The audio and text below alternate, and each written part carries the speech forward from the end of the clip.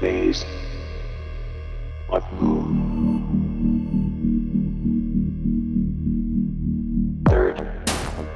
Third Phase Moon, Blake Cousins. Welcome back, everybody from around the world. We've got a historic case right now. It's an incredible interview between Dr. J and Paul, the son of Dr. J. Allen Hynek, an astronomer who worked with the U.S. Air Force investigating UFO cases from 1948 to the end of Blue Book in 1969. Paul's father began his investigation with the USAF as a skeptic, but by the time Blue Book ended, he was convinced some UFO cases posed a real mystery.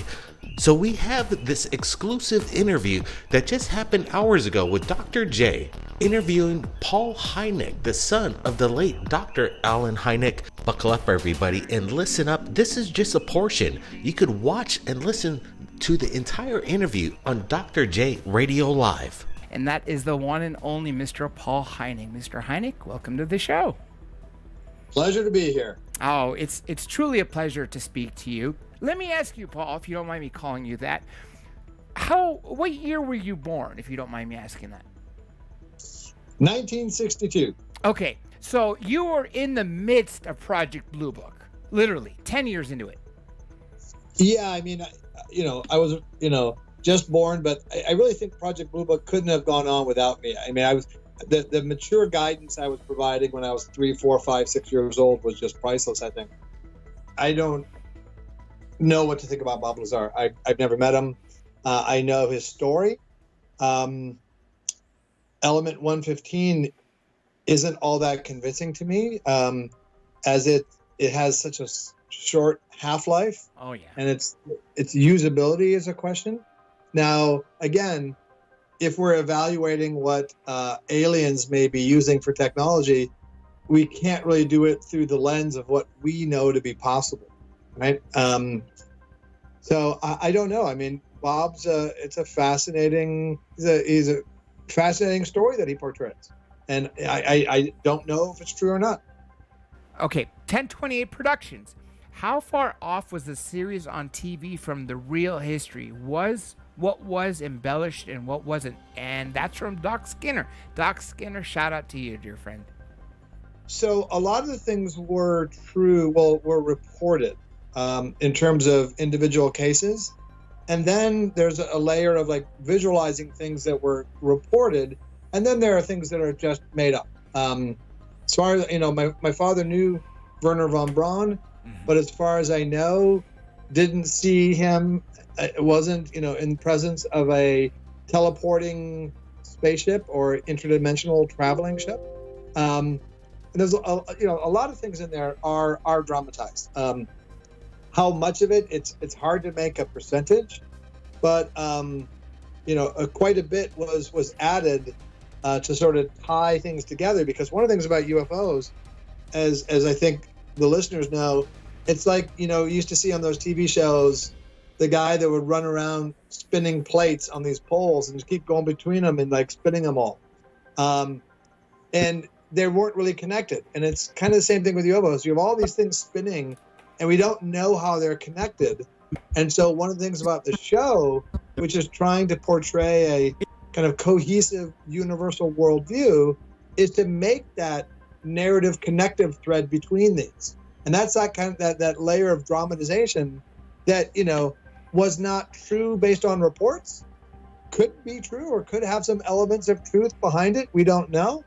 But, the creator of the show, the producer, the network executive, and the actors were all, I wouldn't say big fans, but we're all fascinated by UFOs and wanted to portray it in a way that, not only would attract people who are already sort of drinking the Kool-Aid, so to speak, but that would bring in other people. Sort of like the movie Close Encounters. These works of fiction do a great deal to broaden the tent, to allow more people to come in there. Because there's not a lot of people who don't accept UFOs and then read a book or watch a documentary that say, oh, you know what, I'm gonna accept UFOs now. A lot of times that happens with a work of fiction where they don't have their sort of defensive mechanisms up and just see something and say, wow, that's interesting. I want to learn more. So the show has quite a lot that was not reported, some of which may have been true, but the dramatic purpose of that was to tie these things all together to have, like I said, this sort of overall cohesive universe. Now, Close Encounters of the Third Kind, the movie, I heard the ending where your father was in it was actually based on a landing, if I'm not mistaken, at Homestead Air Force Base. Have you heard about that theory? Yeah, I've heard that. I don't know about that. I did meet Spielberg during filming, and one of the original endings had my father. Everybody else runs away, and it's just my father interacting with the aliens, and like they take his glasses and they're playing with them in his pipe. That didn't play well. I've heard rumors about that before, and that this was a message being sent. I've not seen anything convincing to make me believe that, so I just don't know. This is back to the chat. Lasha's question: What does he think about the fact that the Soviet Union had a similar program called Project Blue File? Did his father ever say that the U.S. and Soviet Union were doing a coordinated effort? What a cool question. I never heard him say anything about the U.S. and the Soviet Union working in concert. So, yeah, I really don't know. But,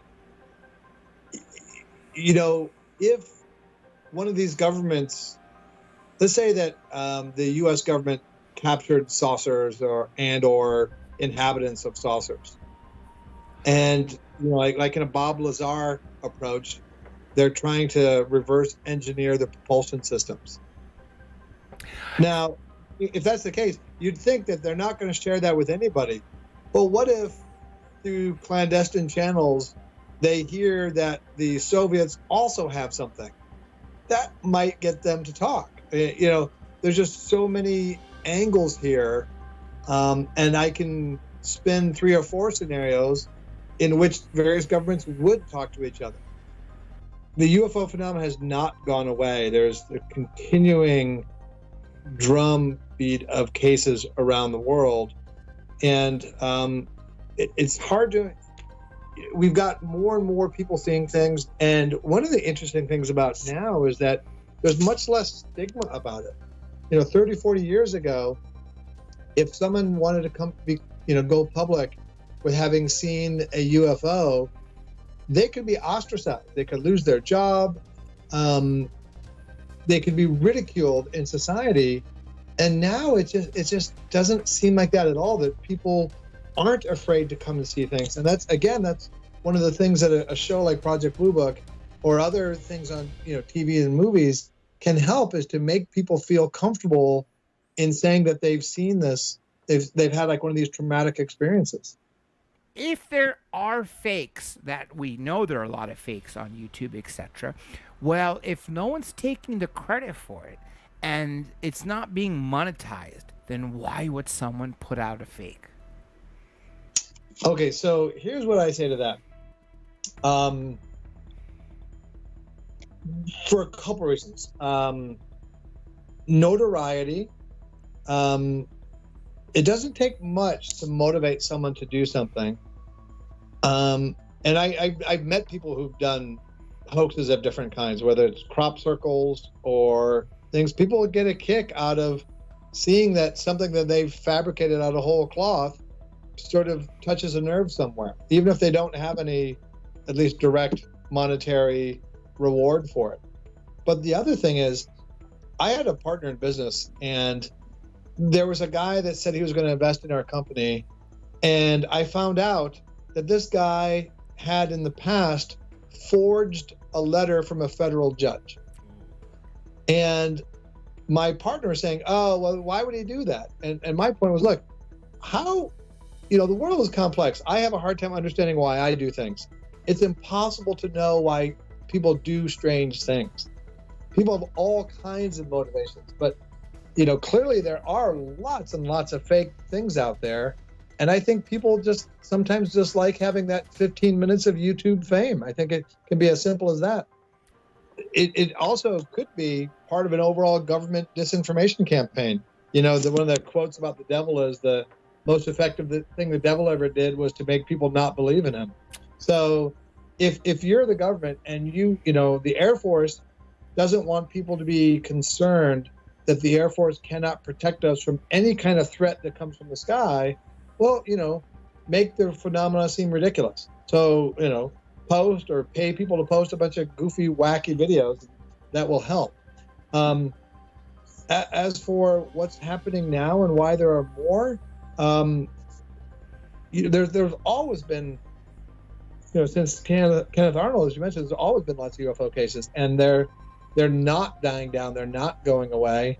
And the recent Navy disclosures are some of the best, if not, the Nimitz case. And I'm personal friends with Kevin Day, who was the radar operator on the Princeton, the first to spot them.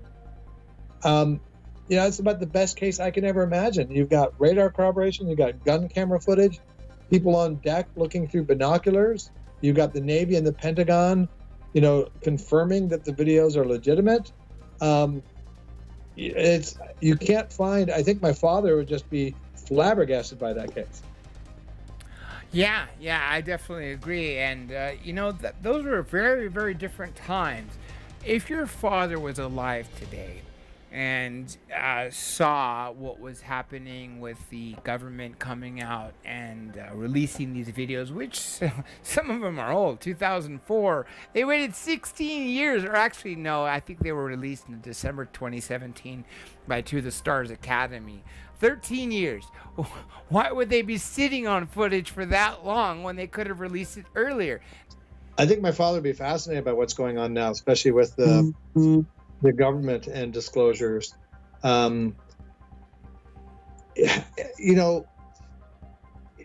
we captured saucers and reverse engineered propulsion systems? I have a hard time believing that we have, for a couple reasons. One is secrets like that are very hard to keep. Now, yes, we have people like Bob Lazar and others, but there's not that many people that have come forward with very credible stories. And secrets like that are just very, very hard to keep. Plus, if we had reverse engineered something, now of course, there's a possibility that we have crafts and have not been able to sort of crack the code. But if we had, you'd have to think that if there was our military that did that, they would start exerting superiority. Because the two areas in technology where if you get a qualitative, meaningful advantage over your enemies, you basically rule the world, are artificial intelligence and UFO technology. And if our military or the Russians or the Chinese or whoever had been successful in a 30-year effort to figure out the propulsion system of UFOs, I think we would know it by now, because I think they would want to demonstrate that superiority. One thing I have heard is from, I think Neil deGrasse Tyson said this, and other members in the intelligence agencies. A friend of mine, Mike Baker, former CIA, I think he was a station chief, I don't recall where. He now is out of the CIA, owns one of the largest PMCs, private military contracting companies in the world. He said, if that was the case, that we were holding the secret, how can we keep secrets so long? Now, when I turn around that, my argument is, well, what about the Manhattan Project? His argument comes back to me and says, that was only for a few years. So, go on. Right. That was for a few years. And this is, 30, 40, 50 years, depending on which case you think things may have originated from. Exactly. And we're going on arguably 70, even a bigger secret. 73 years from Roswell, 68 years from the flights over the Capitol. That's a long time. Yeah, I just it's hard to see how a secret like that would be kept, because I can talk a lot about Air Force people taking secrets to their graves because they swore to do so. But at some point, some more people than I think have come forward so far would have come forward and said, look, loyalty oath be damned. This is a matter of international safety and advancement, and I need to speak out. So at least I'll say I haven't seen enough evidence from people that say they've been involved with these things to convince me that they have. Certainly could be, and there certainly could be secrets kept, but I just haven't seen enough to convince me that it has happened. I won't rule out, but I can't say that I do think it has happened because I haven't seen enough evidence for that. Here's a question. I'm going to go in reverse order. This is a recent question, then I'll go back to the older ones that I missed. This is from Rockstar, and I do want to thank you again, Rockstar, for your super chat. Here comes a question. What is the most convincing UFO proof known at this time, in your opinion, of course? Well, a good question. I would say the Navy case, the Nimitz, the Tic Tac case, to me is the gold standard because of it wasn't one sighting; it was over a week. 2 weeks, I believe. 2 weeks, wasn't it? Yeah, and the number of people involved, the different types of corroboration, and Navy aviators and personnel are about the most credible witnesses you can have, and also since I know one of them, I've talked with him at length, and I can judge his sincerity. I just can't think of a better case than these. So to me, they're sort of the suite of the three of them are really the gold standard for evidentiary-based UFO analysis. If a civilization, and we're talking now about extraterrestrial as opposed to other, perhaps even more exotic provenances, but if an extraterrestrial civilization has come here, in my mind, they would have already gone through a singularity in which artificial intelligence has become self-aware. And the things that they could do would appear to be magic to us. They would be able to manipulate time and space and energy and matter and do whatever they want. So whether there's, to me, the issue of going faster than the speed of sound, Mach, and not having a sonic boom would be a trivial thing for them. You look at some of the theories of propulsion systems of anti-gravity and manipulating universons that Claude Poher and others talk about. There's all manner of things that could create these types of effects without the sort of symptomatic sort of announcements like sonic booms that we're used to. So if they're coming here, they've got technology so far beyond ours that we have no idea as to how to evaluate what should or should not happen. This is Lasha's question. Did his father, or does he ever consider that the aliens were from another dimension and not from a physical world? Talk about your rabbit hole. Yes, indeed. And I think you may have surmised this with me in previous comments talking about, well, now we're talking about extraterrestrial. Absolutely. My father and Jacques Vallée and others, and I'm sure listeners and you, Dr. J, have certainly considered non-extraterrestrial hypotheses, such as, in this question, interdimensional. My father called his first book on this subject the UFO Experience, and we use the term experiencers because sighting doesn't encompass the totality of what people report. There's often communication before, during, and after. And indeed, when you talk to someone who's gone through one of these incidents, the actual sighting of the craft is really not often the thing that stands out the most. So Jacques Vallée has said, if when all is said and done, the complete explanation for UFOs is only extraterrestrial, he'd be disappointed. Because there are things that just sort of go past that. Let's skip over the challenges that the extraterrestrial hypothesis has. They're non-trivial problems. in thinking that spaceships come from other planets. Let's skip right past that. My father and Jacques Vallée and others clearly thought that the extraterrestrial hypothesis was wanting in explaining the totality of experience, and that, yes, an interdimensional theory could well be at least part of the explanation. For me, I'm fascinated by that for a variety of reasons.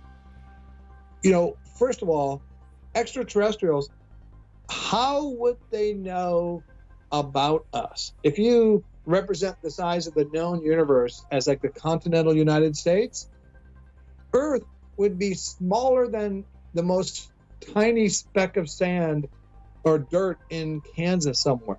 Yeah. So it's a non-trivial thing for them to actually find it. Yes, we've been beaming out episodes of I Love Lucy for decades, but still space is just so vast that the actual act of finding us is extraordinarily difficult, no matter how the universe is teeming with life. Then, why would they care? I just don't understand. If they've come all this way, why would they care? You and I could get on a plane tonight and fly, to Swaziland and go 8 hours outside the capital and find a termite hill. But we don't. There's just not a compelling reason to do so. Now, interdimensional, plus these crafts seem to jump around like Cheshire cats, and they don't seem to always obey laws of physics. Okay, interdimensional, well, that would answer several of these questions. Why? How would they know about us? Well, they're maybe us, asterisk, or they're adjacent to us. So that's how they would know about us. Why would they care? Well, we're neighbors, and maybe more than neighbors. So to me, that explains two of the biggest questions of all. And for me, I'm most fascinated by the interdimensional hypothesis, and I've actually started doing research along those lines personally. We want to thank Dr. J Radio Live for sharing this incredible exclusive interview with the son of the late Dr. J, Alan Hynek. And to listen to the whole entire interview, you can check it out right now on Dr. J Radio Live. He's got an incredible channel, and he's got massive access to the top ufologists and insiders in the industry. Again, the link is below, and tell Dr. J Radio Live that Third Phase Moon sent you. Enjoy, everybody, and keep your eyes on the skies and be safe. Blake Cousins, we'll see you real soon.